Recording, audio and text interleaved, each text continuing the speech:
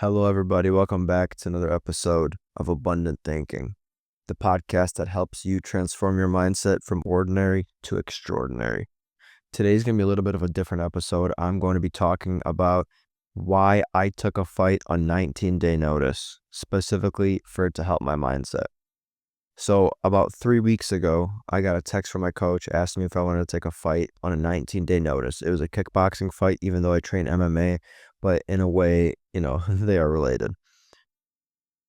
I thought about it for a good second, and I knew that if I was to pass up this opportunity, it would be for the reasons that I'm scared and I'd be making excuses. I knew that I could do this, and I knew that it would help me not only in my, fighting abilities, but also mindset.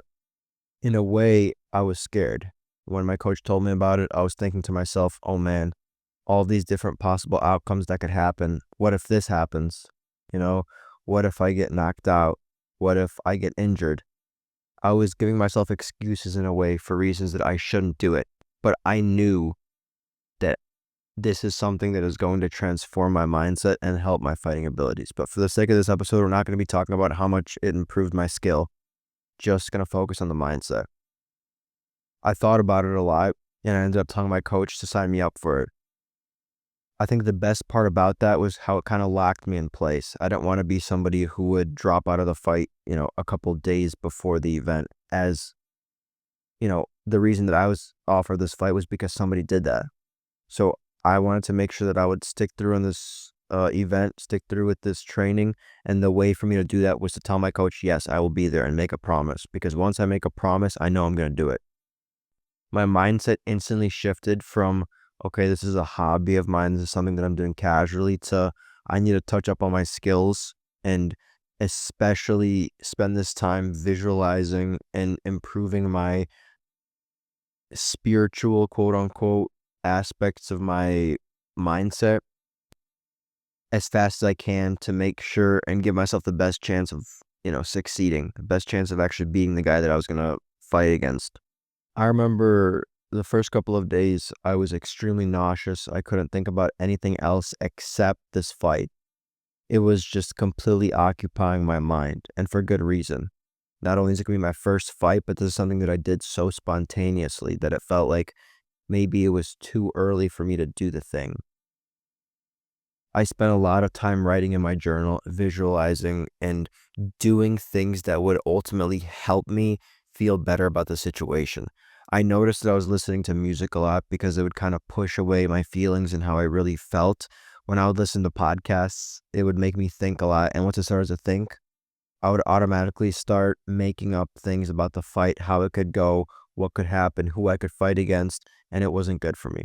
In a way, when I was listening to the music that I was listening to, I was running away from my problems, but the journaling and the visualization that I ended up doing was me directly confronting my problems. Another thing that I will say is I talk a lot on the podcast about how if you are anxious about something or you not wanting to do it and something might scare you, doing the thing is the only solution. And I know this sounds it could sound obvious to some of you guys. It sounds a little obvious to me, but when I was training for the fight, the only thing that helped me other than, the mindset stuff was actually training, was actually getting in there and knowing I'm doing everything I can. I was pushing myself so hard. My coach had a really good fight camp for me. But ultimately, the number one thing was just showing up to practices, which built the proof within myself that I was doing the things I said I would. That's my definition of confidence. Building proof within yourself that you are doing the things that you say you will. I'm taking this fight seriously. This is not something to take lightly. It's not a sparring session. I'm about to be in a cage with another man, and there's only going to be one person who's going to end up winning, right? And this was an MMA event, so it was a cage. It was actually pretty cool. And it was just interesting because I was very observant of my thoughts and how I was feeling, because that was the whole point of this social experiment, quote unquote, the most extreme social experiment that I've ever been a part of. And I'm sure a pretty extreme one for you guys as well. I wanted to see how I would feel. I wanted to see how I would think. I had this podcast where I help you guys transform your mindset from ordinary to extraordinary. But what kind of a person would I be if I don't take the lessons that I teach you and apply it to my life, especially when I'm going through something as hard as preparing for a fight. I know I keep talking about this idea of the physical and mental part, but they both play into each other so much. It is just as important to work on your brain and your mind as it is to make sure you get into the practice. I was putting a lot of pressure on myself because I felt like this is something I have to win. I was training so hard for it and it was very difficult. My coach told me 9 days before the fight that I had to gain 7 pounds. So I just started eating like a madman, right? I made weight. And I remember the day of my fight, it was just last Saturday. At the day of this recording, it is Wednesday. So it was about 4 days ago. Still crazy experience, but we'll get to that in a second. I really put a hard stop to the things that I knew didn't help me in the past. I played soccer for most of my life growing up, and I noticed that listening to hype up music never helped me. It would help hype me up at the moment, but then when I actually got in the game, it wouldn't help me at all. So, using the information that I knew about that, I wanted to use the opposite principles for this fight. So, what I'm about to tell you guys might be the funniest thing you hear, but I was listening to an audiobook before my fight. Craziest thing ever. And the audiobook is called Be Water, My Friend. It's by Bruce Lee's granddaughter, and she's kind of writing about Bruce Lee, but man, is this book good. There were a lot of very interesting things that were said in the book that I think helped me a lot for my fight. And what helped as well was the fact that Bruce Lee was a martial artist. So a lot of the analogies, the connotations that was used in the book helped me perfectly for the fight. I remember being so caught up in this idea of I have to win, and it was just completely overwhelming me. And I was listening to the audiobook for Be Water, My Friend, and she said, "What comes after victory?" Question mark. And I thought about that and I was like, that's a good question. And after thinking about it for a brief moment of time, I realized that the only reason that I wanted to win the fight was for acceptance. It was for the approval of others.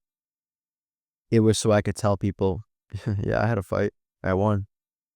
And everybody around me would be like, "Oh my, are you, that's insane. That's amazing. Good for you." And I caught myself in that negative feedback loop.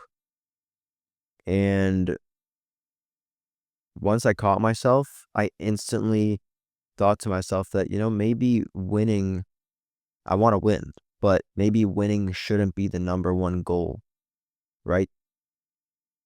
I started this journey, this 19-day journey for my mindset and to help me become a better person, to have more outlook on life, more experience, and be more evolved into somebody that it has an extraordinary mindset, right? A success-driven achiever, if you will. That I lost track of my objective. I wanted to win so bad, but that was never the point.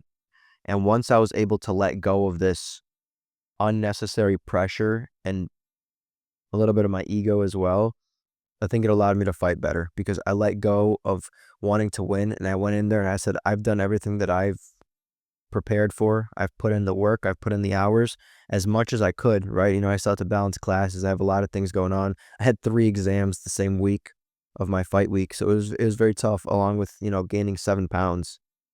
It was not easy by any means, but I did it and I did everything I had to. So when the fight came around, I was extremely calm. It was very, very interesting to me how calm I was because I spent the 18 days leading up to my fight being so anxious, constantly perseverating on this fight and thinking, what if this happens? Or what if that happens? That I didn't take a step back and think to myself, everything is a learning experience, every single thing. And I think I'm somebody who I like to believe that I'm good at seeing the other side of things. So I think that there are people out there that, might not necessarily think to themselves, you know, experiences can be good for your mindset, experiences can be good for how you see the world, and just everything could be used as an advantage in your life. But I do want to preface this idea that I did this, right? I don't say this lightly. I mean, 18 days in a row this was all my mind. This is all I was thinking about. I trained 6 days a week, 2 hours when I did train, sometimes 2 times a day. I had 3 exams I had to study for, and I had to gain 7 pounds in weight. And for me, it's hard for me to gain weight. So it was extra difficult for me. And this is something that I'm talking about that I actually did. And here's the number one thing, and something that I am extremely grateful for. I lost the fight. I lost to a split decision. I made it all 3 rounds, but I lost. And the reason that I say that this is one of the best things is the fact that I lost, but I'm still taking away this mindset. I think a lot of times in my life, I've worked extremely hard for something and gotten something in return for it. In this case, that didn't happen to an extent.